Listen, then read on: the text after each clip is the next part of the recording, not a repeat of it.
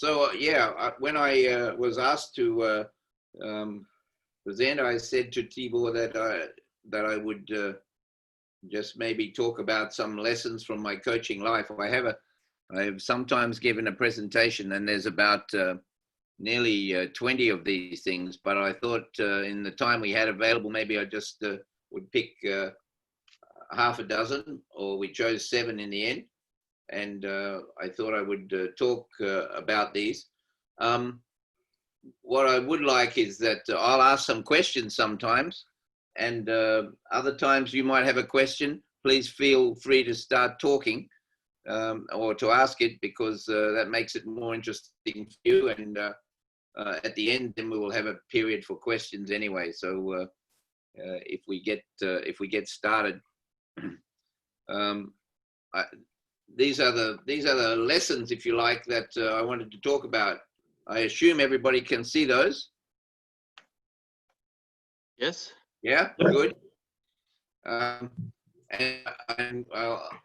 Quality leadership, never compromising, get the culture right, candor, cooperation, and human behavior. And I'll deal maybe with a couple of slides on each and just talk about it.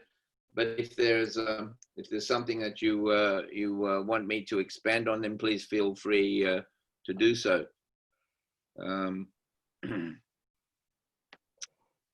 the end, we're all in the coaching business, and I think there are 2 or 3 things that you have to bring to the caper. First, your energy and your commitment. I think we all understand that coach, if you like, provides the energy for the program very often, is an important catalyst for making things happen. You have to have that. You have to know what you want and to stand up for it. And I've got there until. What's the until about? Anybody want to know what you want and stand up for it until? Anybody want to make a comment on that? Until what? Until it doesn't work anymore? Yeah. That's fair enough. What else? I mean, I suppose what I'm saying is all of us think there are important things that are part of the coaching business, you know, and we have to, I think you'll make a mistake if you don't really say this is how I want to go about it. But I suppose the point I would make, you know what you want, stand up for it until it changes, until something better comes along, or you discover a better way, or it's not working and you have to find some other way. So we can't be completely inflexible. I think that's the point I'm making there. And the third point I make in this slide is that always insist on quality and excellence. I mean, I think too often we don't, we allow people to cut corners. You know, if you stand for anything in coaching, it has to be that you always insist on quality. You know, we're not going to get away with second best. We insist that you do this perfectly. You have to pay attention to the details. It's really important that quality is the expectation, and the players learn that and understand it and know that there are no shortcuts. So I think for me, quality is a critical part of what you do. You have to, it has to underpin everything you go about in the program, and you have to exemplify it. You have to always be well prepared. You have to, and you have to insist that things are done correctly. Second thing I said is the leadership, and this is a quote from a Harvard Business School article. Followers want comfort, stability, and solutions from their leaders, but that's babysitting. Real leaders ask hard questions and knock people out of their comfort zones. They then manage the resulting distress. And I think that for me, there are 2 things in leadership. Leadership is essentially about having real definition about where you want to get to. And the second part of it is being able to convince people to come with you. being able to persuade them that this is the way we do it, being able to take them with you. And you do that by the example you set, by the way in which you go about things, by the questions you ask, by the way you interact with people. But don't expect that leadership is easy and that people will just follow or it'll just work for you. It's also about challenging people and taking them to places that they haven't been before. I'll make this comment. I coached the national team, men and women, for 14 years. And I never met a player yet that knew how good they could be. And my job was always to lift the bar, improve the standard, expect more, challenge them to go further. And so for me, leadership is important. The other point that I would make is that leadership is not just for the coach, it's for everybody. And one of the most controversial things that perhaps we did, and you guys are involved as I am in an invasion game, a team sport. You cannot succeed alone. You have to work together. You have to cooperate. But you have to have a team of leaders. It's not sufficient to just have one or two. It's not sufficient for the coach to be strong. You have to have the athletes doing it. And when they are out on the field or in the pool competing, then coach can't do much, So you have to have people in your group who are leaders, who set an example and a tone, who can make decisions and judgments, decide on what's the best thing to do in this particular circumstance. And so for me, I tried to build what I call a leader full team. And we had always a leadership group. And indeed, we went into the Olympic Games in Sydney in the women's team without a captain. We had a different captain every day. And people said, oh, this can't work, this won't work. But I think what we were doing in the 90s is now what's normally happening in most sports now, certainly in Australian football and lots of other sports. Everybody has a leadership group and they develop leaders. And in the end, you need a critical mass of leaders in your team if you're going to be successful. And the thing that we were trying to avoid most, it's the second thing on that slide there, is social loafing. What do we understand social loafing to be?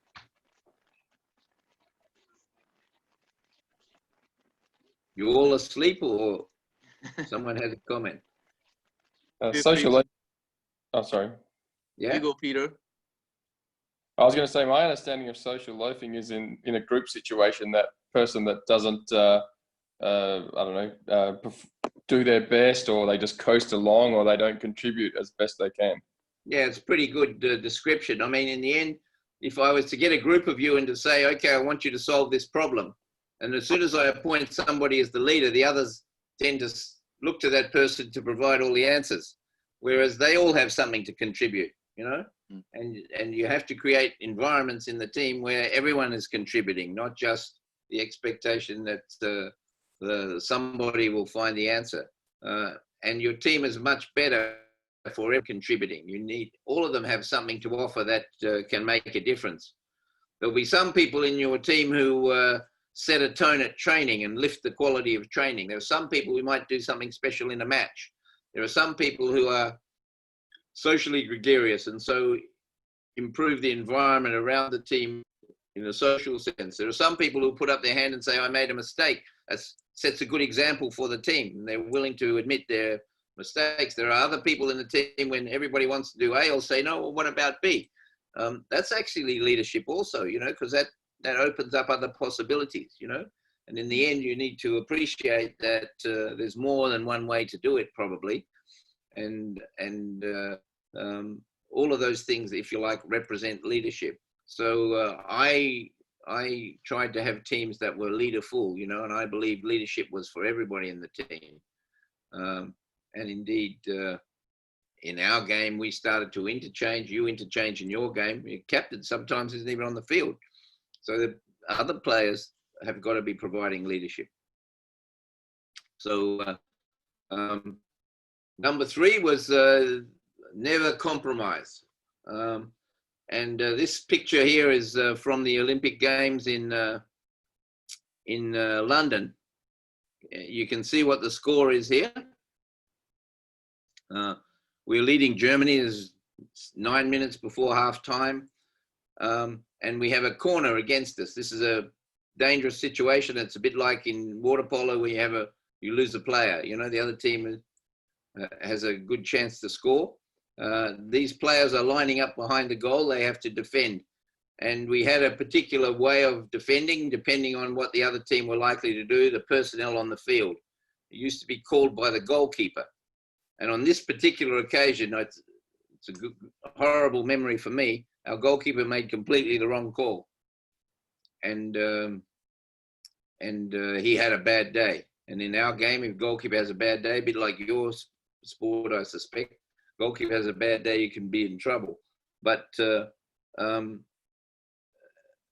it's interesting slide from my point of view, because 6 months earlier, when I wanted to change the goalkeeping program in our sport, I was stopped by the association. They wouldn't allow me to. And in the end, I compromised. I didn't get the program that I wanted. And maybe, you know, in this day, under pressure, in this circumstance, it came back to bite me. So the lesson, if you like, was don't compromise. The goalkeeper got it wrong on that day, but what else could have happened?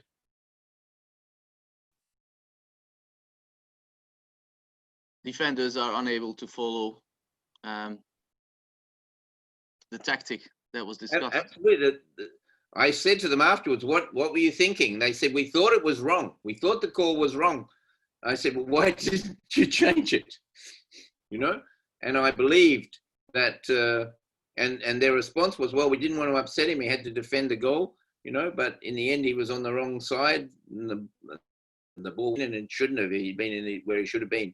But the point being that they were all involved, you know, and the expectation, as I said to you earlier, that everybody on the field's a leader. They all have to make a contribution. And if you're not connected well enough, your players aren't connected well enough, that's why under pressure in situations like this, things go wrong. And so it's a bad memory for me, but it's a lesson that I think I learned very hard. That wasn't a good day for us. This is a slide of Australia's, maybe one of our greatest ever Olympians, Herb Elliott. Excuse me? Yeah?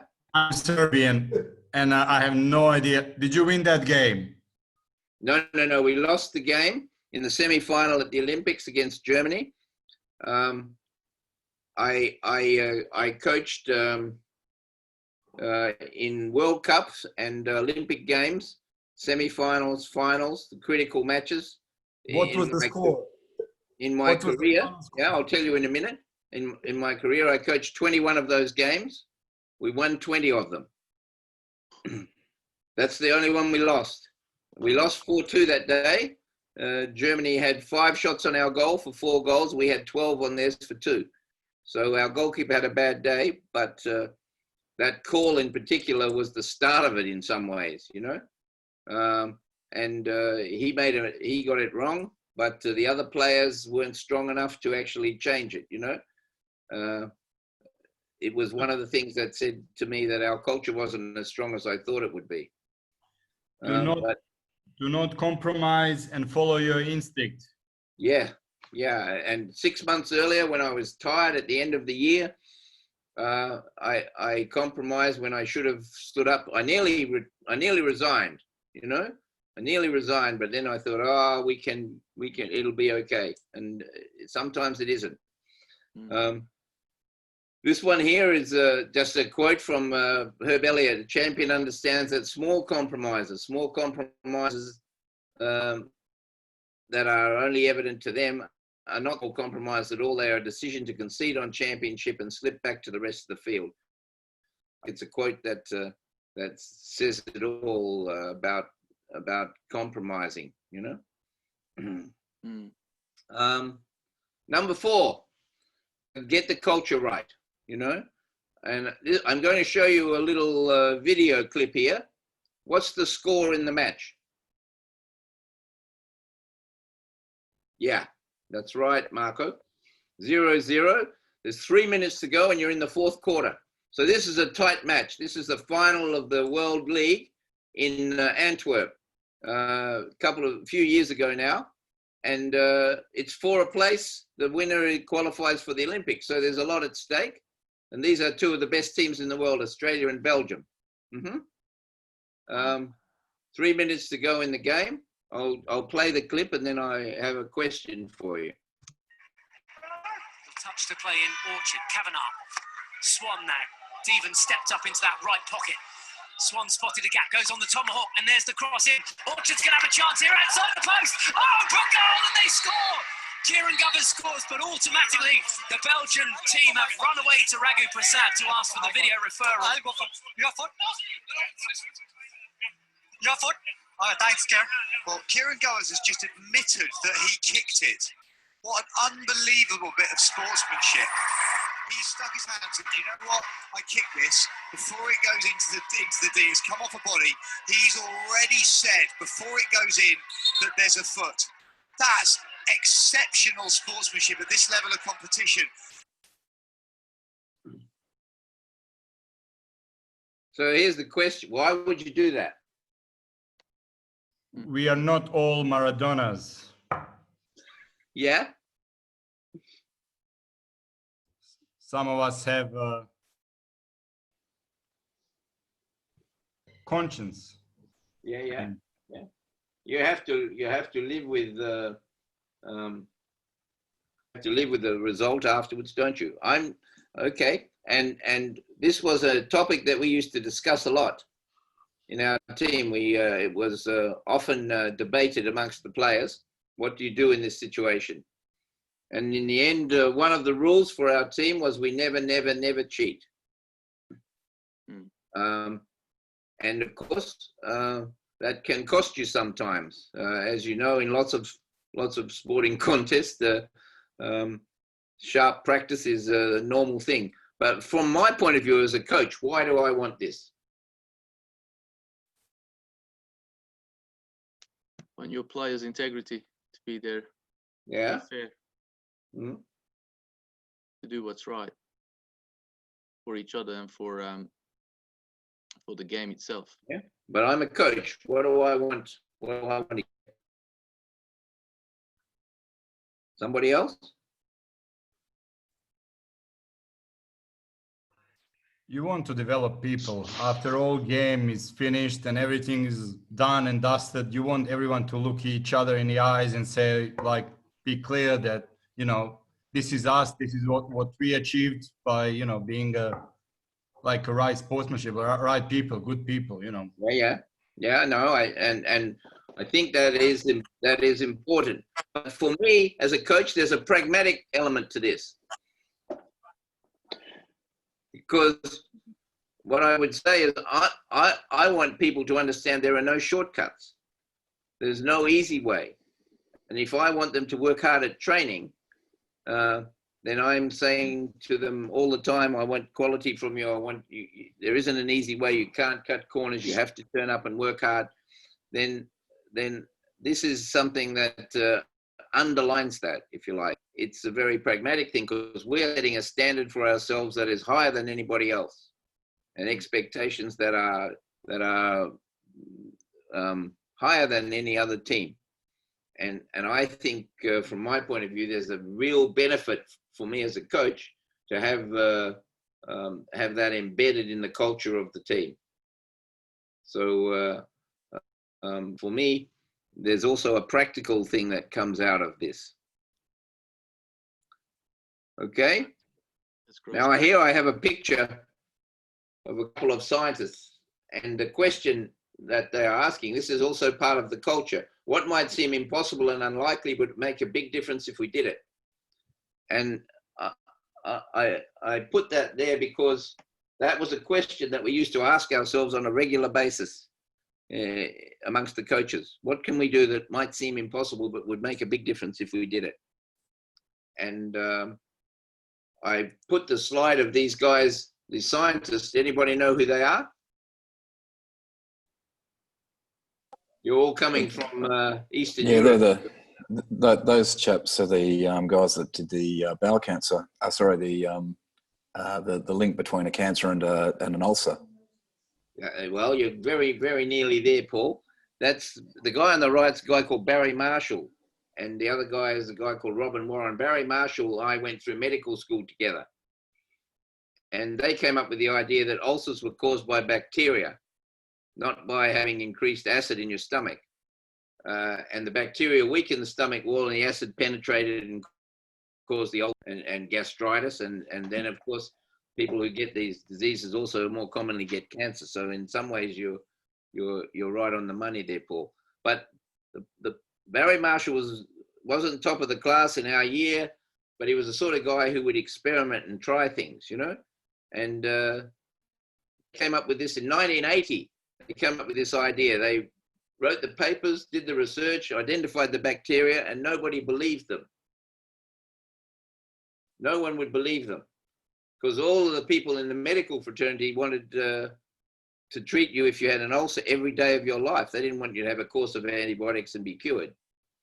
And so it took 25 years to convince the medical fraternity that they were right. They won the Nobel Prize in 2006. That's a pretty big deal. But it took 25 years to convince people. But that's the question you have to ask yourself. What might seem impossible and unlikely but make a big difference? We went to the Olympic Games in Atlanta. In Atlanta, it's very hot and humid, difficult environment in which to play. We had to play 7 matches in 13 days. And it's very hot and humid. And we decided we were going to play high tempo in that environment. Everybody else who went there said, too hot, have to play slow, won't be able to play with tempo in Atlanta. But we developed those little ice vests that you see the athletes wearing on hot days. They were the first time they were ever used. They were developed by the West Australian Institute of Sport, and we used them at the Olympics in the women's hockey team. First time they were ever used. And our players were interchanging. They were wearing the ice vests. We were doing a whole range of things to cool them down. Everybody shared the load, and we were able to play a high tempo game in an environment where everybody else thought it was not possible. And in the end, we won the gold medal. We scored 70% of our goals in the second half because the other teams weren't able to play at the tempo that we were setting. So it was a counterintuitive idea, but so you've got to think of those things. Part of your culture has to be that searching, if you like, for better, different ways. This is a bit of business science, if you like. Complex adaptive systems.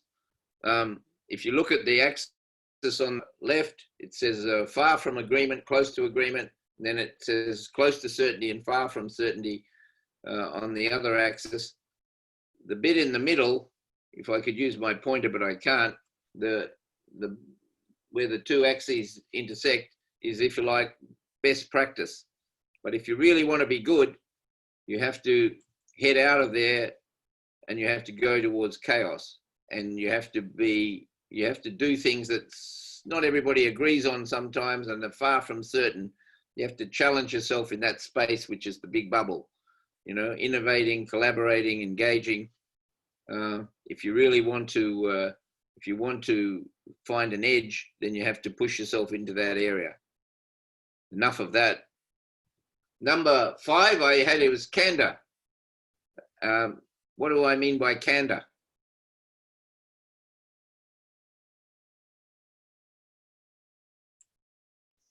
Anybody? Yeah, just a bit of honesty. Yes, yeah, perfect. Saying what you think. And this is a quote from Zinedine Zidane. This is a famous photo, of course, from football.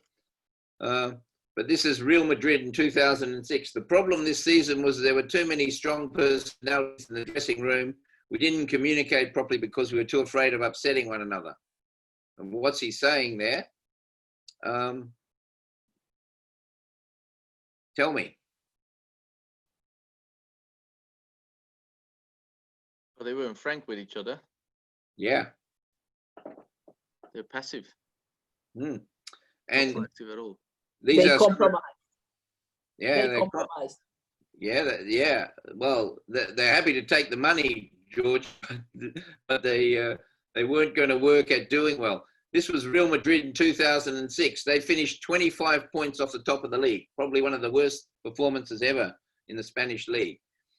And my run on this would be that there were no strong personalities in the dressing room, because if there were strong personalities in the dressing room, they would have been getting together and saying, look, this isn't good enough. How are we going to improve it? We're not doing this right. Let's get the coach involved.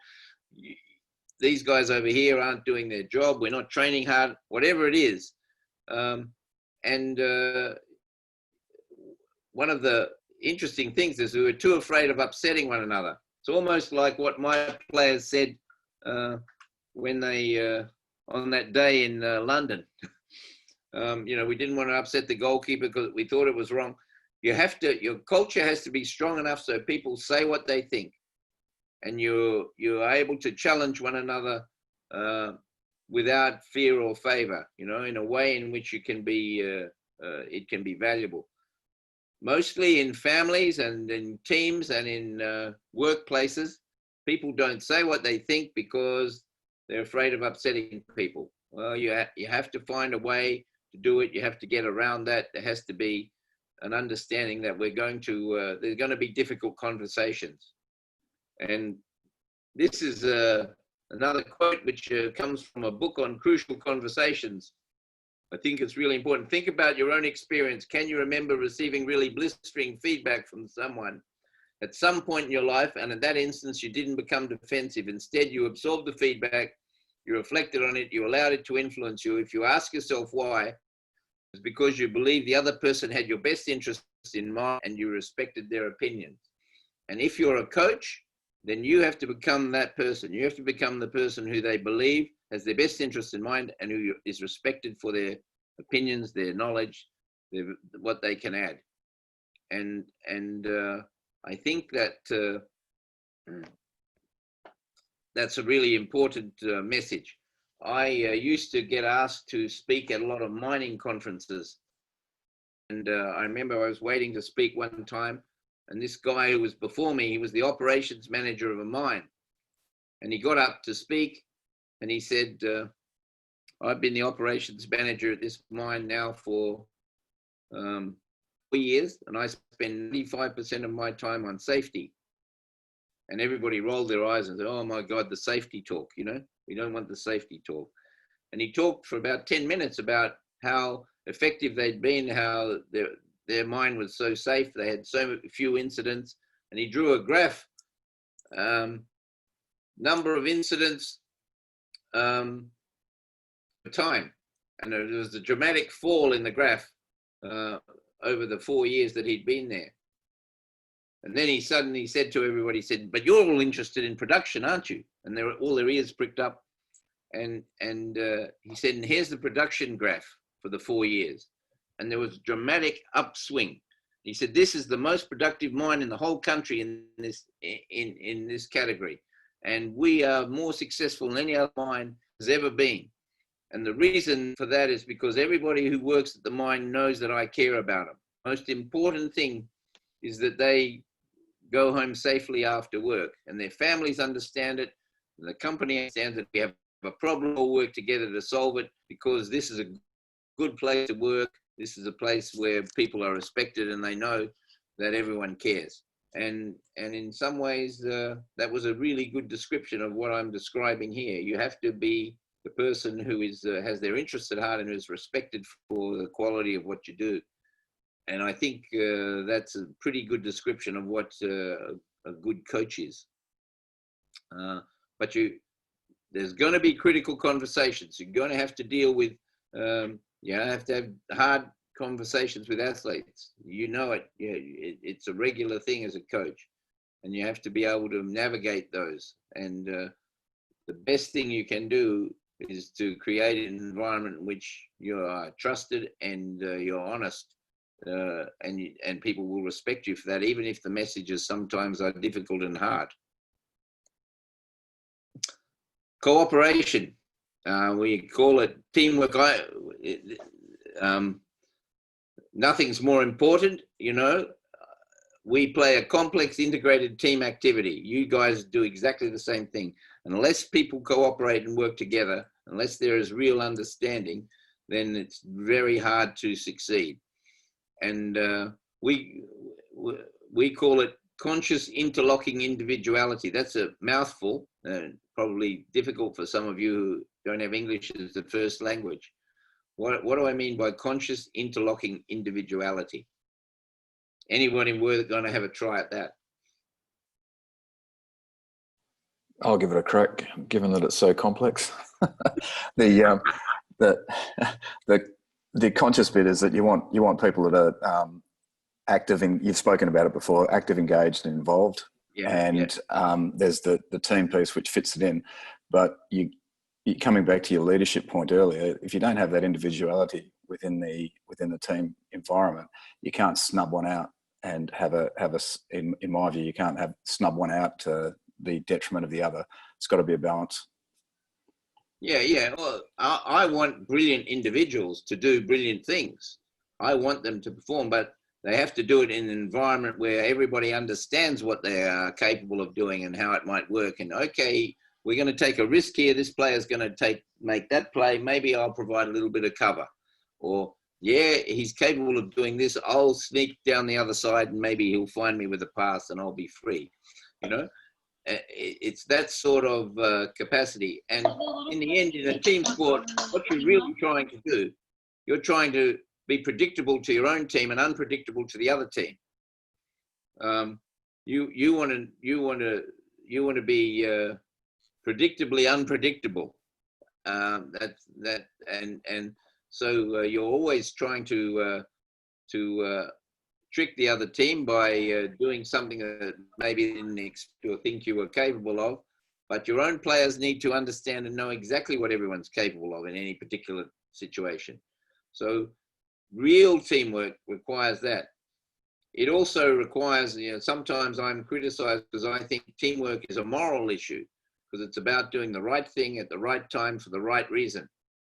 Right thing at the right time for the right reason. And moral choices in your life are about doing that. Mostly we know what's the right and wrong thing to do. Sometimes the wrong thing is much more attractive, but you have to, if you like, make a choice there. And so that's what you're looking for. And you can't succeed in our sport without cooperation. I'll give you another example here. This is a little quote from a book called The Checklist Manifesto by a guy called Atul Gawande. He was given the job by the World Health Organization to make surgery safer. And surgery is something that was all around the world pretty risky when you look at the numbers, And he came up with the checklist as the answer. Just like if you're flying a plane, the pilots go through a checklist before they start the plane and take off. Lots of circumstances, but that wasn't what was happening in surgery. In surgery, the surgeon was God. He made all the decisions. As I said, if you look at airplane crashes, then very often it occurs because there's no communication between people. And so the checklist, and he describes it here, embedded in the checklist is a set of values. Firstly, humility. You use the checklist, you have to be humble enough to think you might fail.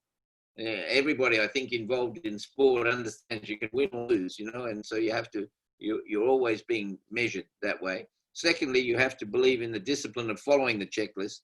And finally, teamwork. The checklist is fundamentally about everybody communicating with one another. And it's the quality of that communication that allows you to work effectively. And indeed, the introduction of the checklist, some decades ago in surgery has meant massive improvements in the way, in the outcomes of surgery all around the world. Pretty simple principle, something that they've used in the airline industry, and effectively as coaches, we do this sort of thing all the time. These are the things you have to do if you want to be successful. You have to pay attention to these details. This might happen. You've got to be ready for it. And it's really about, going through, rehearsing, if you like, all of the possibilities that are available that might occur. So cooperation, I don't think you can succeed in team sport without getting that bit right.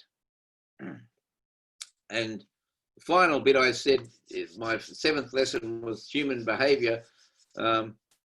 Every one of us as coaches is a psychologist, you know, but and I'm a pretty good hockey coach. I know a lot about the game, but I have a specialist coach for defenders, and I have a specialist for the attackers, and I have a goalkeeping coach. But most people don't have anybody who's an expert in human behavior. And my view is that it's the area where there's the most competitive advantage in sport. You know, you look at something like the AFL. They have 50 people involved with improving their football team. Lots of resources. We only can dream about them in amateur sport. But this bit they still don't do well. You know, and in my opinion, this is the area where there's the most competitive advantage. In physiology and other areas, you've got to do that right. You've got to have good analysis. You've got to do a whole range of other things. But I think this is the bit that is done most poorly. And in the end, how you succeed depends very much on what's going on in the heads of each one of your players. And so I believe if you're serious about coaching at the highest level, then you need expertise in human behavior.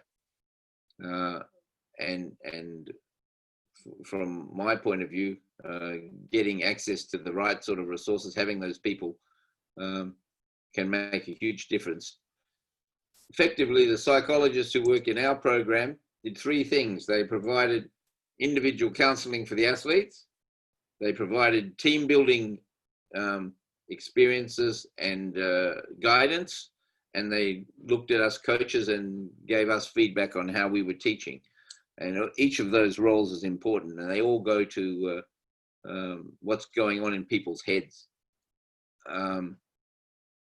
Here's a little bit more of culture for you. Tolstoy, in War and Peace, this is a little quote from War and Peace. This is soldiers having a discussion just before the Battle of Borodino, and tomorrow's engagement will rest with us rather than with them, the headquarters staff. Success never has and never will depend on position, equipment, or even numbers. Then what does it depend? On the feelings that is in me and in him. He pointed to Timokhin and in every soul. So this is Prince Andrei talking before the battle, and they'd just been having a discussion about chess. And the discussion had been, well, you know, war's just like the generals sit on either side and they move the chess pieces, and whoever wins because they have the most soldiers or the best cavalry or the most cannons. But I think Tolstoy 150 years ago got it right. It doesn't depend on all of that. It really depends on each soldier and how they go about their job and how determined they are and how much they believe in the cause. It's not decided by the generals. It's decided by the individuals on the field. Now, in our caper in sport, I believe it's the same thing. The discussion about chess that these soldiers were having, one of them said, well, the difference between the battle tomorrow and chess is that in chess, a pawn is always equal to a pawn, and a rook is the same, and a queen has the same strength, and a bishop has the same strength. But in the battle tomorrow, sometimes, you know, a small battalion can make a huge difference if they do well in a particular part of the battle, and they can make the difference. They might not have the numbers or the firepower, but their craft or their determination makes a huge difference. And I think that that's true in sport. You know, the determination, the quality of the individuals, their ability to make decisions and judgments on the field, their capacity to take risks at the right time. These things, you can't measure them, or you can't move them from the outside. That has to be within them. And so developing each individual so they maximize their capacity in this way is critical to making your team work well. there we go. And we've got 15 minutes left, I think, Tibor. Oh, well, we can take it as long as we would like to, unless you need to go somewhere. We really appreciate your time. I'm here for a thank you little for giving while. us 15 minutes. Well, question time. I do have a question, but I'd like to give the opportunity to all the other coaches out there to start with. Yeah, Tibor, it's Arrow. Yeah. Yeah, I'd just like to ask Rick. So the most challenging aspect of the transition from an elite player, which you were in the 76 Olympics and around then, to being an elite coach, what do you find the most challenging aspects were through that journey? Yeah, look, it's a really good question. I actually played until 88. You know, I was only a young tacker in 76. And then I became maybe it was 5 years later, I was in the parliament, you know, so I was doing something completely different. And I had no idea that I would get involved in coaching. Although I did a lot of coaching, the tradition in my club was that you coached from 17 onwards. I was always involved in coaching junior teams. I coached the state under 21 team. And I coached our club senior team. And I also even coached the state senior team once, because our coach couldn't go, he got sick, and I was the captain and I had to take over. So I had some experience in coaching, but I never thought I would become a coach. I was in the parliament and I decided I wasn't going to be I didn't want to stand at the next election. I wanted to change my lifestyle. Flying back and forth to Canberra was driving me crazy. And my plan was to go back and practice medicine. And I got a phone call in '92 from the girls who just come back from the Barcelona Olympics. And one of them, who was in the team, who was from my club, said, "Why don't you think about coaching our team?" And that's how I did it. I fell into it accidentally. And I went there with a lot of knowledge because I'd been a player and I understood the game very well. And I had a background in medicine, which gave me a lot of the sports science. And I'd been on my feet in the parliament for 10 years, so I felt confident in front of the group. So I had some skills.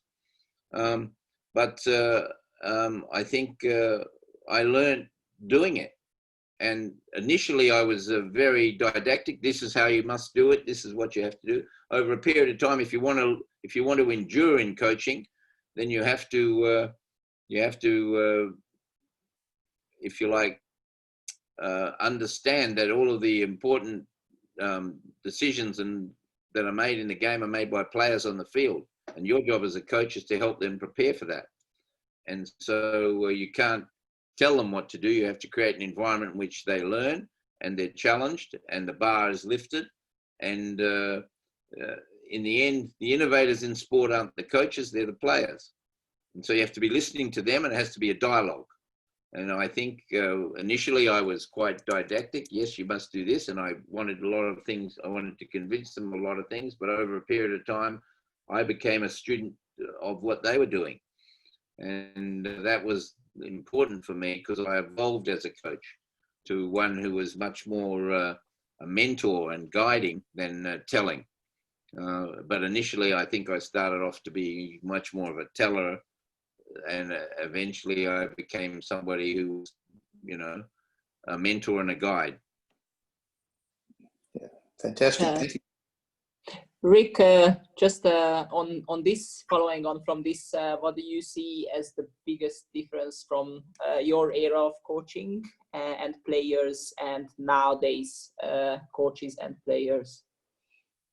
Oh, you know, I think there's a lot of jargon, you know, and it changes all the time. But essentially, there are a bunch of basics that are important in every sport, you know, and you know, in your sport, you've got to be able to catch and throw and swim, and then you've got to be able to make judgments about space and where to get there and how, and you've got to have the capacity to do it.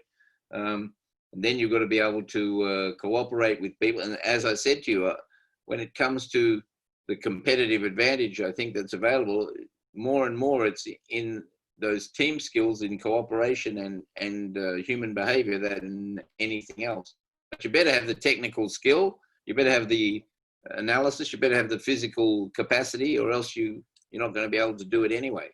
I don't think much of that has changed so much, but there's more time available. There's more resources available. There's methods to analyze. Every now and again, something special comes up. The Forsby flop came up in high jumping and revolutionized it. You know, in Australian football, they eventually decided, it took 100 years, that you can kick the ball backwards and sideways sometimes to keep possession rather than just kick it forward, you know, but it took them 100 years to work that out because they weren't thinking much. They watched other sports eventually and they learned. So you learn from other sports. You've got to be doing that.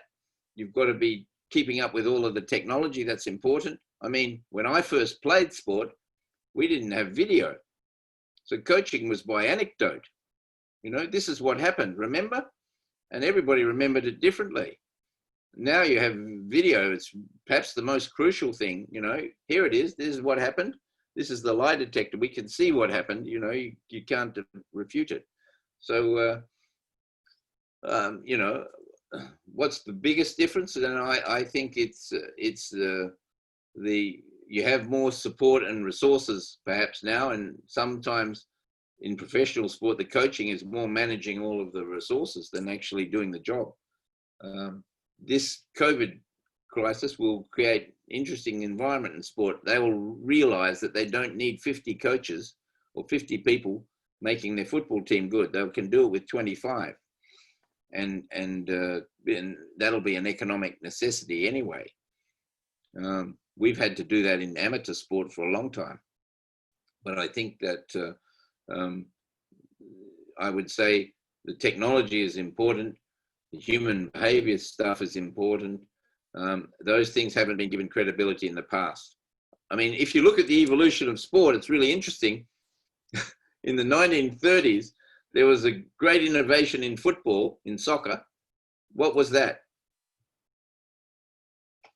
No one will get this. Offside. No, they introduced team meetings. They didn't have team meetings before then. You know, that's where sport came from. You know, the captain used to look after it. And, you know, well, you were playing there, you're playing there, off you go. You know, the team meeting was actually an innovation. You know, but what the point making is that you know, if you only have to look back 100 years, and it's pretty rudimentary. But another thing that's important is most of the knowledge in sport, in whatever sport it is, has come through trial and error over a lot of period of time. You know, and that's a pretty good way of discovering. We try this, that worked, this didn't work. You know, that's the scientific method in some ways, and so. You know, that's the way things develop and change. You've got to be thinking about what, you know, I don't know what's happened that's new in water polo, but the change of the rules often will change things, you know, and you've got to be ready for that. We changed offside in our game in 1996, and everybody said, oh, there'll be a lot more goals scored. Of course there aren't, because what happens is everybody adjusts their way of playing. And maybe the first thing they do is they make sure they defend well. That was a rambling answer, Georgie. I'm sorry. Thank you. No, thank you. Rick, you mentioned rules. Hockey is almost unrecognisable from my school days. That the rules have changed so much. How long is the cycle from rule change to response in a amateur sport? And I look at the AFL, and I don't think it's a great example of coaching necessarily. But how long do you think the response time from an elite team like the ones that you were dealing with for that offside rule, for instance, was it? What sort of time frame do you put on that response from a team perspective? Yeah, it was only months. You know, we knew it was coming, we saw it coming, and we started to do it. But for instance, they changed interchange in our game. And in 1993, when I took over, so I was lucky, it came in then, and we said, we're going to do it because we want to play high tempo, and that'll allow us to. A decade later, still some teams weren't doing it, you know, and that was crazy in my opinion. But it was like the senior players in the team, oh, I want to be on the field all the time, you know, and they can influence the coaches. You've got to, that was one area where we had to cut through. And so you've got to, but you've got to look at it and experiment and try things. And that's what we did. I think you can do it within months, you know, and it ought to be if you want to make a big difference. And we gave ourselves an advantage by doing that. And hockey's changed a lot. The other thing that's changed in hockey, of course, is the technology. You don't play with a wooden stick anymore. You have a carbon fiber stick. The coefficient of elasticity is much, much lower. And so it's much more powerful. You can flick the ball in the air 60, 70 meters. That changes the whole dynamics of the game. We don't have to go through those people anymore. We can go over them. And so it's been a pretty dynamic thing in that respect. Our game is so much better than it was in our time. You know, you probably whacked a ball around at different times, Paul, and got hit in the leg or whatever. But now, I mean, the game flows. The ball goes from one end to the other in a couple of seconds. It can go high in the air. It can go along the ground. It's a much, much, much more interesting and creative experience than it was. But how do you get people to watch it? That's the dilemma that you guys have and we have. Because I think the quality of the skill and the game is terrific. But marketing and media is another thing totally, isn't it? But I think you've got to be able to adjust to those things pretty quickly, and you've got to think about what it might mean, what sort of adjustments you have to make. Yeah, from the little I've seen, it's a much more attractive game now. Oh, absolutely. And now you can autoplay, you can play on. You don't have to stop for a free hit. So the thing that sometimes the play goes for 2 minutes and you don't hear a whistle, you know, that's terrific. Rick, I've got a question. Is it in your opinion, watching what the AFL are going through and some of the other professional codes, is there a benefit in being involved in amateur sport as opposed to professional sport? So playing the way that we play with the athletes that we have and the coaches that we have? Well, you know, I mean, it's a bit disappointing, I think, what's happening, you know. The newspapers have been full. There's no sport's been played in the last 3 months, but the newspapers have been full of football, haven't they? And nothing's happening. And even when they were anticipating something was happening, the story was, you know, the Eagles are down at the beach racing their dogs, you know, or some guys got engaged to a netballer, you know. I mean, these are stories in footy, aren't they? And just seems to me that I don't know how you overcome that entrenched position of power. Women's football is, you know, are in the papers all the time. I mean, for your girls to get in the paper, they've got to win the world championship. So, you know, I find that all very, very much frustrating. But the athletes in our sport know and understand they have to have another dimension to their lives. And so I think they're better people for it. And they're not as narrow or one-dimensional. And of course, lots of money, lots of fame and lots of time is a formula for a disaster in lots of cases too for those athletes. You know, our athletes don't tend to get any of those things. So, you know, I sort of think that sport has lost its essence in many ways. I'm not sure it's become such an entertainment piece rather than anything else. And the rules are distorted accordingly. In the AFL, they don't even pretend they have a fair competition. You know, some teams don't travel. Some have to travel all the time. They don't even play each other the same number of times, you know. There's no pretense that it's even or fair. It's only about money.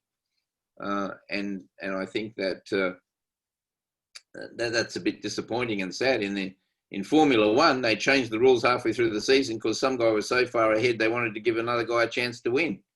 I mean, how can you do that? And nobody seems to bother, you know. So I find that all frustrating.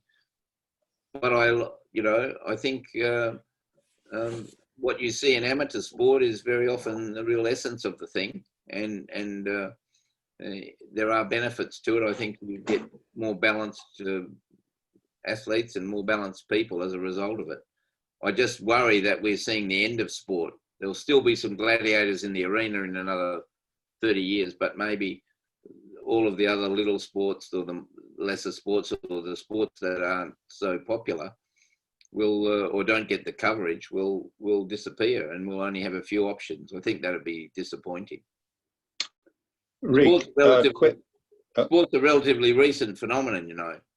It's only 150 years old, and it might just disappear. Rick, a question for you. Thanks, and enjoy the talk. There's more and more stress on the performance, the importance of performance, you know, winning and all the rest of it that comes with it, you know, funding attached and all the rest of it. And in that, I sense there's a greater push for kind of safety of orthodoxy to do, you know, to find out what works and stick to that rather than innovation you were talking about. Very much agree with what you're talking about, you know, pushing towards chaos to get the edge. How do you see this playing out? I see some sports kind of, and even clubs, you know, sometimes, oh, no, we can't share because we win this little championship, you know, in a small environment rather than actually looking outside and trying to collaborate, lift the sport, innovate, that sort of thing, which might come at the expense of the result, but in the long term, it would help. How do you see that?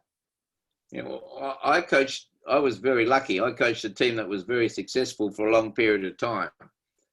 But that was really because we had very good athletes. The only bit that I can really take any credit for was that we did sustain that. That's quite hard to do, you know, and that was because we kept pushing for improvement and we experimented. We used to lose quite a bit. And we lost because we were trying new things and we were playing different players and we were experimenting. Our win-loss Try to tell that to the funding body, these days. Our win-loss record when it came to the Olympics was much better than other things. And that was when everyone was trying and the teams were better. So I think that being able to, you had to lose enough for the other teams to think they were better than they were, if you like it, you know. And I think that you unless you haven't, you know, in my view was the interesting thing for the players is making a goal. So let's spend a lot of our time on making goals, you know. But everyone says, oh yeah, but you got to build a defense. Of course, you've got to build a defense, and that's critical. But by practicing making goals, the guys who were defending against us were learning to defend, if you like. Then by playing aggressively and assertively, we had to do less defending. And even though our teams were the best scorers, we were easily the best defensive team because we were aggressive, never giving the other team time or space, you know, assertive, forcing errors all the time, you know. And so I think that you've got to develop a way of playing and you've got belief in what you think is important, what's interesting for the player, how are we going to make it more interesting, where's the challenge here, and take some risks. That's not silly risks, calculated risks all the time, but you got to do that. Otherwise, you stay in the same place. And you know, and that's the danger. Oh yeah, and we had this argument all the time. They used to say, unless you win in 1999, then your ranking will fall down and you'll miss out and you'll get less money, less resources. And I used to say, well, in order for us to be as good as we can be next year, we need to take some risks this year, you know? And you have to win that battle, you know? You have to fight that fight all the time. It's a pity because if people could take a long-term perspective, then you would maybe make more progress. Yeah. Famous last words, long-term perspective. It's all needed. Well, and you know, I look at the Hockey Roos now, and they've been told you don't win a medal in Tokyo, then your funding's going, and you know they've twice missed out on the semi-finals at the Olympics in the last two Olympics on goal difference. You know, and that was the difference is nothing, and so they're facing that, and that's a pressure that you don't need. Any more Hi, questions Rick. before I ask? Yeah, one quick one, Rick. I was just really interested how you said about the goalkeeping, that you really wanted to change something and you're fighting for the change, but you couldn't get it through. Our sport is going through a lot of change, like at the high performance level. Water Polo Australia is trying to change the structure of the high performance, and our domestic seasons has changed over the last few years to accommodate our A grade. I'm just wondering, when you got to the point where you just couldn't fight them anymore, like to make what you knew was going to be a better system, but you couldn't get it through even with your knowledge and, all people who respect you so much, like how hard it is to change these systems. Yeah, I'll describe exactly what we'd been touring in Europe all year. We'd just been off to New Zealand for the Champions Trophy. It was December of 2011, and I had had in my mind for the last 2 months that I wanted to make a change to this program, and I'd raised it with the high performance manager, and I'd said this is what I wanted to do, and they'd said, "Oh no, we don't want," because the person I wanted to replace to put in was someone they didn't like, But I thought, no, this is what we need. We need their rigor. We need their toughness, And I had a lot of credibility in the sport. I usually got what I wanted. They were stopping me for the wrong reason. I think I probably could have won it in the end, but it was the end of the season. It was just coming up to Christmas. We had, a few weeks off, and then we were starting preparation for London, and I needed a break. And so the last thing I needed was, flying across the country trying to win this battle. So I compromised in the end, and I regret it to this very day. And as I said, I thought about resigning, but then I thought, oh, you resign now, a year out or 8 months out from the Olympics, that'll be churlish. We can win anyway. We didn't have good goalkeeping last year. We still won, but, it cost us. And so I had every reason to win it. Now, these are battles that you have to fight. Sometimes, you regret it. I thought at the time it was really important, but I gave up on it, and I think I was just tired and run down and worn out. And that was the pity. Yeah, and I think the balance seems to always come with the high performance and what the head body seems to push down, which we find challenging as a sport as well. So yeah, I was just interested to hear your perspective, and I guess from this group here, which is trying to make some impacts into promoting our sport, exactly how you said, we don't want our sport to become irrelevant. And it's really, this group that's, hopefully going to lead that charge.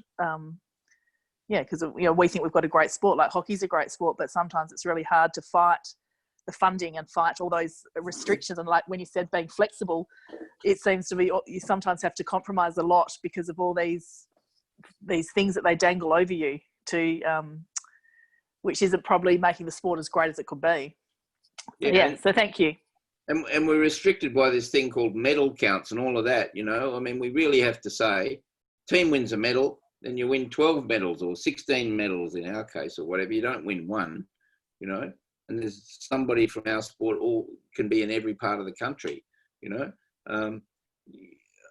have to sort of win those battles. And if people are serious about sport having a place, and I think you can argue pretty well for it having a place, then you've got to appropriately fund it and resource it. Hockey does well in the Netherlands, for instance, because in the Netherlands, all of the professional sport is on pay TV. And so the free-to-air channels look after the amateur sports. And they probably have water polo there too, And so that helps. We've got to find ways in which we can do it. I know in our sport now, they're live streaming stuff, and that they're going around the media, but your audience is only small, you know, how do you grow that audience? That's the dilemma. We've got to be clever and smart about how we do it. And maybe a bunch of sports like ours have to get together and work cooperatively too, because you see, not everybody wants to play a sport in which you get beaten up, you know, like rugby or Australian football. Not everybody wants to go out there. I played Australian football till I was 15, but I used to hate getting beaten up. Someone would just flatten you, you know, and we knock you out. So I think that you know, we have to make the case for diversity. Some people want to play badminton. Some want to play lawn bowls. You know, there's got to be a space for those things, or else, you know, we will have a, you know, narrow, you know, culture of gladiators. Actually, Rick, speaking of narrow, you as a reader of history appreciate the little story where you're talking about medals before. In 1960, 90s, 50s, 1960, East Germany was really competitive in water polo. They were, you know, close to a medal, top 5 in the world and all that. Disappeared overnight because the Central Committee of the Communist Party realized, hey, the swimmers can win more medals for the system than the water polo players. They can only win 1 as a team, and the swimmers can win 12. So they literally disappeared overnight. And the swimmers, of course, you know, they doped them up and all that, win all the medals. So there you go. Yeah. No. Well, just another illustration. And, you know, we in this country, we spend happening, you know. We spend a lot of resources on a medal. We spend a lot of resources on gymnastics for years and years and years and years. And they never won a medal, but there were a lot of medals to be won there, you know. And I mean, they're talking now in our sport about having more than one type of game. They're having a 5-a-side game and something else, you know, so there'll be more medals and there'll be a mixed game, you know. But how far do you go down that course too, you know? I think it's a danger. Your game can lose its essence. Yeah. Rick, I do have a question from the coaching perspective, just jumping back into incredible history of winning all the semi-finals and finals with all kind of teams. What are some of the key elements and some of the things that you would highlight that you could add in those crucial moments when you prepared your team for a final, for a big battle? The things that really worked, because obviously it's not just a good team and good athletes. What you've done with them was amazing, based on all the incredible gold medals and other medals as well, and winning semi-finals. So just a couple of things that you could share with us. You as a coach, how could you contribute there, and what were the things working? Yeah, it's a good question. Well, our aim was to always, whatever tournament we're playing in, we played lots of lesser tournaments. Our aim was always to play in the final, you know, and no matter who we took, our aim was to get to the final, because we thought by playing in finals, we got used to, because the finals one off, you win today or you're going home, you know, or you. So we always tried to, and even when we organised competitions, brought teams out, we would have it structured so we would play 3 matches or whatever, and then this one was for everything at the end, you know. Or we bring out 2 different teams, but we'd have 2 visiting teams and ourselves, but there would always be a final at the end. So we played in a lot of final, because I think that was important, getting used to that sort of experience. I think there are some things that happen in the final that are important. The most important thing in the final is you play aggressively that day. You have to be aggressive in the day of the final. What happens is people get into the final, isn't it great, we're here, we'll see what happens tomorrow. Or we'll you know, on the day of the final, we'll see how it goes, you know. No, you've got to actually go out there right at the beginning and stamp your authority on the thing, right from the start. And you know, it's the first rule of sports psychology is concentrate on the process rather than the outcome. And you have to that day, you have to just be process. Next ball, what happens? you know. And we were, I remember sitting there sometimes, you're in the Olympic final, you're leading, and there's 20 minutes to go and you're 2 goals up. The last thing you can be thinking about is being on the dais with the gold medal. You have to be thinking about the next ball and how you play it. You have, and so at every training session, every time we played, we would talk that talk. So they developed a way of thinking, just losing themselves in the process, you know. And Kathy Freeman even talked about it. Just imagine the pressure that was on her in that race in Sydney. She couldn't think about anything else except how I'm going to run this race, and just lose herself in what she was doing. And so developing that quality, being on the day, understanding that something will go wrong. Things always go wrong. Your best player gets carried off and gets injured. The other team plays well for minutes. They score a goal. Umpire makes a mistake and gives them a goal. Things will go wrong, but you have to be, if you like, able to focus on the process, and you have to win that battle. The battle, I call it, between doubt and belief. You know, the crowd might be against you. You might be playing in Hungary against Hungary. You can imagine the crowd's against you. But you have to be able to focus just on the next task, what's going to come, and you can learn that skill. And so even at training, we would always put them in situations where, yeah, it's all or nothing now. It's the last 5 minutes you have to play, you know. So you all do that. And I'm sure coaches, you all do those sorts of things. You make everything at training competitive. And there's always a win, you know. Maybe you have to run laps or collect the balls or do whatever if you lose. But so we give an edge to everything. But I think the most common mistake people make in the final is that they don't play aggressively that day. They wait to see what happens. Can't do that. That's great. Thank you. Anyone else has any question? Yeah, I've got a quick question. Thanks, Rick. I know it's getting late. Yeah. I only have brothers, and I went to an all-boys school, and I've only ever coached males. But as fate would have it, I've got 3 daughters. So my question is, did you have the same approach or coaching style for the men and the women? Well, good question. I got the job as coach of the national women's team, and I was highly criticized because I had no experience coaching women. And indeed, I'd coached, as I said, lots of teams, lots of junior teams, and the only experience coaching women was my daughter's under 15 team. You know, Yep. And so I became the national women's coach, and my approach was, I'm not going to treat you any differently than I would a men's team. I think, you know, that that's going to be my approach. The most important thing is I'm not going to treat you all the same, but I'm going to treat you fairly. I'm going to tell you exactly what I think, and I'm going to expect high standards of you, and you're important to me. And I was told, oh, you'll find women really difficult. They're very emotional. They're moody. They're this. They're that. They're catty. They disagree. They're you know, whatever. My experience was not like that at all. I found them just as hardworking as the men, just as motivated and assertive and aggressive, but of course, not in the same way, perhaps.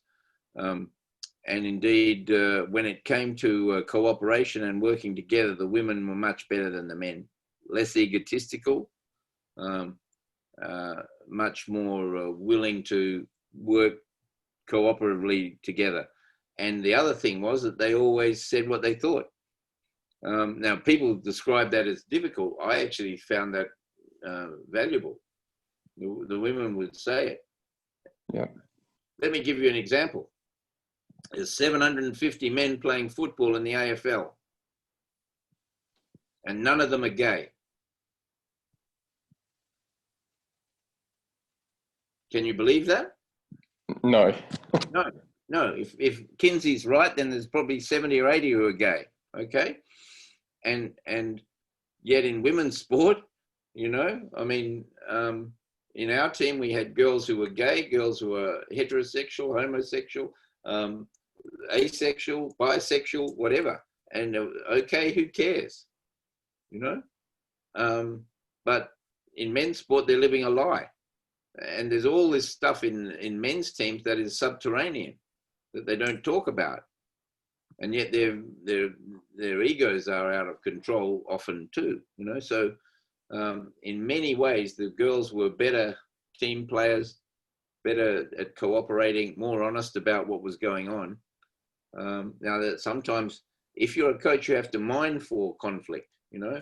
But in the men's team, a lot of this stuff is subterranean. And of course, then it comes out at the worst time sometimes. So you've got to be looking for it, searching for it, chasing it.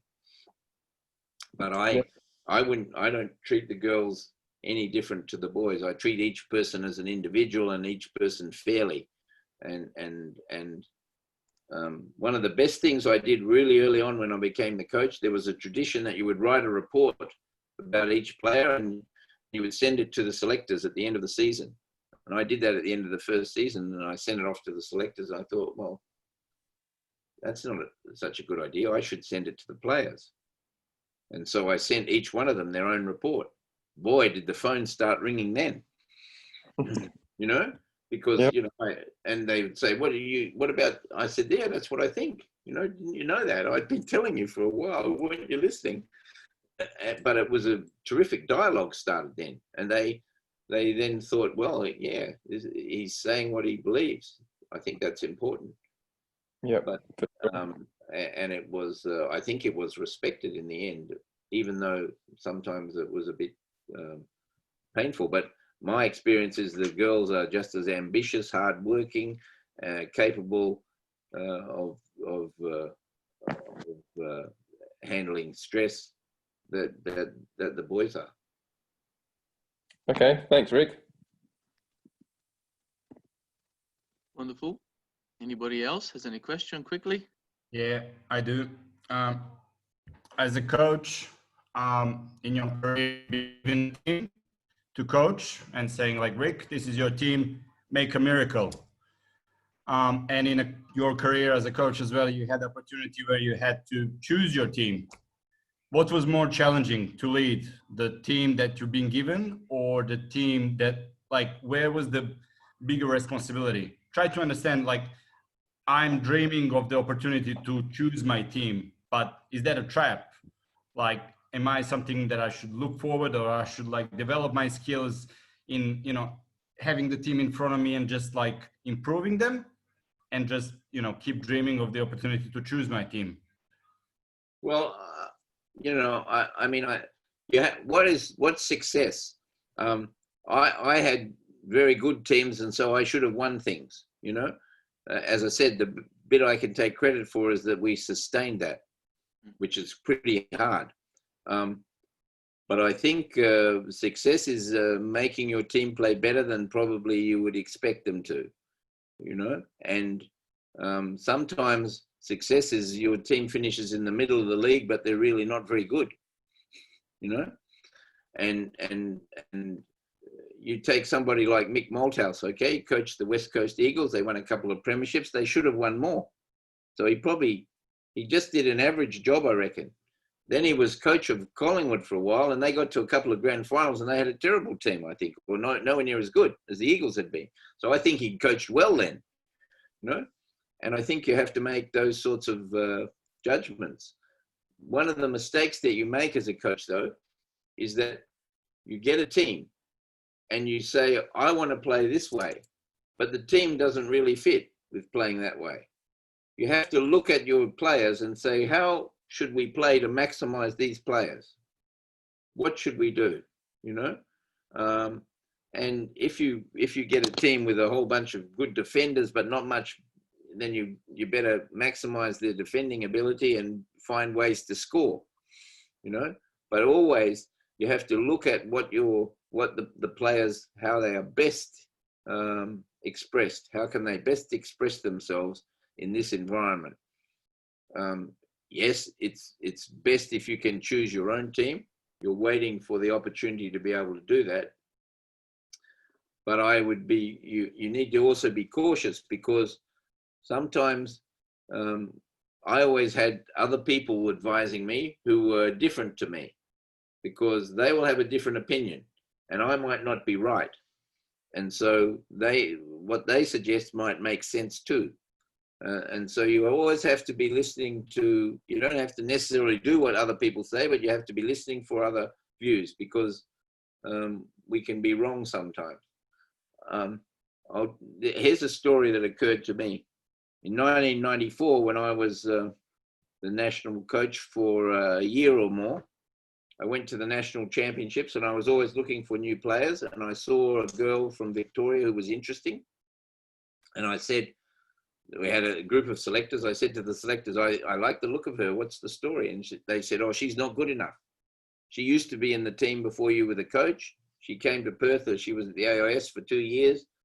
We dropped her. She's not good enough.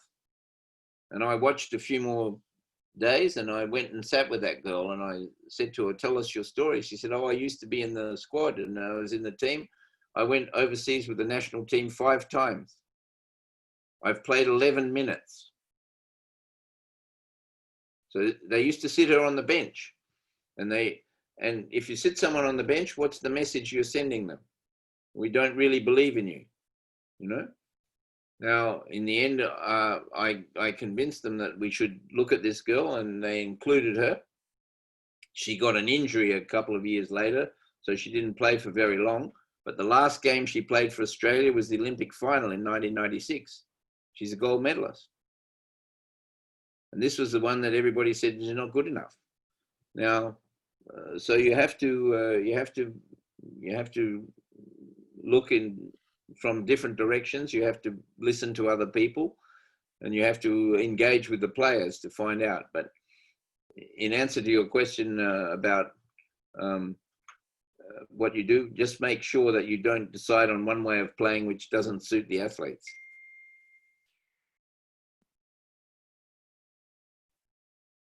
Thank you, Rick. Marco, you happy?